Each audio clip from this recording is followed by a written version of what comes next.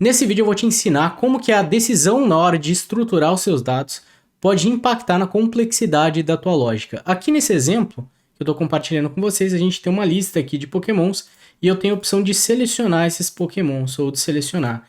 E daí ele vai mudando ali o contador dos que estão selecionados e ele também marca como selecionado o item que eu cliquei. Normalmente o que eu vejo é o pessoal utilizando arrays para guardar esse tipo de informação, se algum item está selecionado ou não. Então o que a gente fez aqui é, a gente tem o nosso state ali, o selected, que seriam todos os selecionados, que é um array. E daí, conforme a pessoa clica aqui embaixo, a gente tem um clique que vai chamar o toggle selected, passando o nome do Pokémon. E daí a gente tem uma função que primeiro ela vai ter que verificar, ela vai fazer um array includes ali, né? Pegando o selected.includes, verifica se o Pokémon está dentro do array. Caso tiver, a gente tem que retornar um set selected, fazendo um filtro, pegando os itens, fazendo um filtro nos itens que tem um nome diferente do Pokémon que eu passei aqui no toggle selected.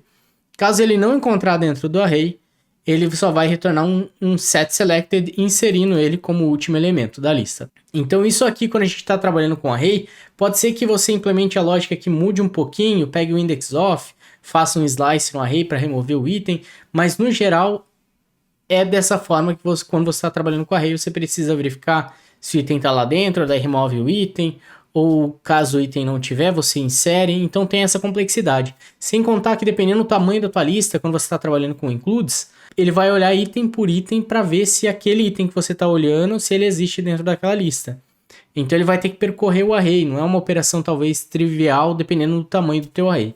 Nesse caso aqui, claro, a gente tem talvez uns 20 pokémons, não sei, um pouco mais, seria trivial para ele ir lá e buscar dentro do array, mas em alguns casos não é. Como que a gente poderia simplificar, então, mudar um pouco a estrutura, de modo que a nossa lógica ficasse muito mais simples nesse contexto? Então eu gosto de trabalhar nesse tipo de estrutura, nesse tipo de lógica onde você tem que ver se alguma coisa está selecionada ou não. Eu gosto de trabalhar com objetos, e vocês já vão ver o porquê.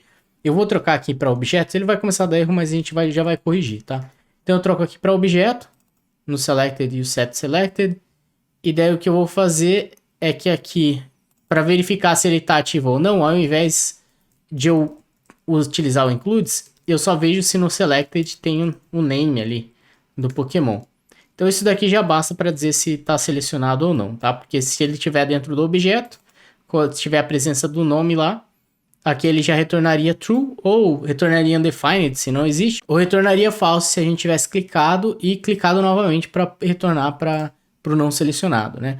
Então ele vai retornar false ou undefined, ele não entraria aqui dentro, ou ele retornaria true, dele marcaria como ativo. Aqui continua a mesma coisa, a gente só vai mudar essa lógica aqui agora. Ó. Ao invés de ter essa lógica, para a gente verificar se existe o item lá dentro ou não, a gente deixaria ela muito mais simples. Pode comentar isso daqui, e aqui embaixo a gente só trocaria aqui por um objeto.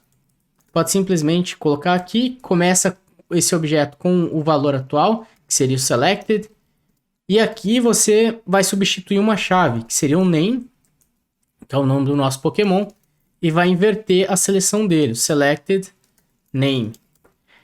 Então aqui a gente vai capturar o valor atual. Talvez ele seja undefined, se você nunca clicou, talvez ele seja true, se você já clicou uma vez, ou se você clicou duas vezes, ele talvez vai ser false. E daí a gente sempre vai estar invertendo o valor com um not. Se eu pegar e remover essa lógica aqui, vou salvar, ele já vai permitir que eu selecione e deselecione.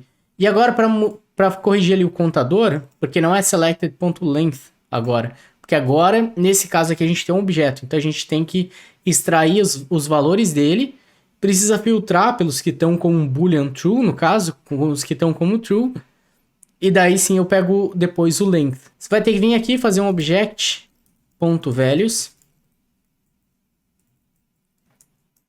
aí você faz um filter, coloca boolean aqui, e daí pega o length. Por que eu fiz dessa maneira aqui? O object.values vai pegar só os valores que estão dentro daquele objeto. Então ele vai retornar um monte de undefined, true, false pra gente. Quando ele, undefined não, porque ele ainda não está no objeto, mas ele vai retornar true e false. Quando eu jogo um filter e passo um boolean para ele, o que ele vai fazer é pegar cada item lá, que está lá dentro esse true e false no caso, e vai jogar para o boolean. E vai jogar assim boolean, para fazer a conversão, certo? Aí quando ele faz essa conversão, ele vai retornar true e false e vai permanecer ou não nesse array. Basicamente é isso que a gente está fazendo. Deixa eu voltar aqui. E daí só sobrou os que estão realmente selecionados. Eu pego o link para fazer o contador. E agora se eu começar a selecionar, ele já está marcando selecionado para a gente. E dependendo da estrutura de dados que você estiver trabalhando, isso vai afetar ainda mais a complexidade do teu código, tá? Aqui a gente estava fazendo só um array, mas às vezes você tem um perfil de usuário e dentro do perfil de usuário você teria quais os itens que estão selecionados. Então estaria um user. No caso aqui, se fosse a Pokédex dele, estaria user.pokédex e daí seria um array. Daí para ficar fazendo set state nisso, ficaria bem complexo. Então nessa estrutura de dados, onde que em uma única fluxo de lógica, você já implementa a tua lógica. Não precisa ficar fazendo if, else. Só dessa maneira aqui, com um único fluxo, você já altera o valor da maneira que você queria. E se lá no fim, depois você quisesse capturar quais valores que estão selecionados, também é muito fácil. Você poderia fazer o object.values, object.keys e pegar esses valores e enviar para o backend. Se você precisar só enviar um array, por exemplo, só com os nomes dos Pokémon que estão selecionados.